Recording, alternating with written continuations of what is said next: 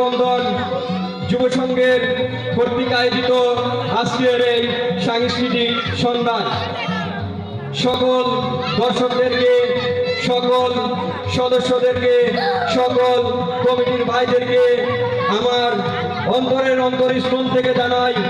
আন্তরিক শুভেচ্ছা, অভিনন্দন ও মুবারকবাদ। আজকে আমাদের এই সাংস্কৃতিক সন্ধ্যায় প্রধান অতিথি হিসাবে উপস্থিত আছেন আলহাজ জয়নাল আবেদিন রিজভী,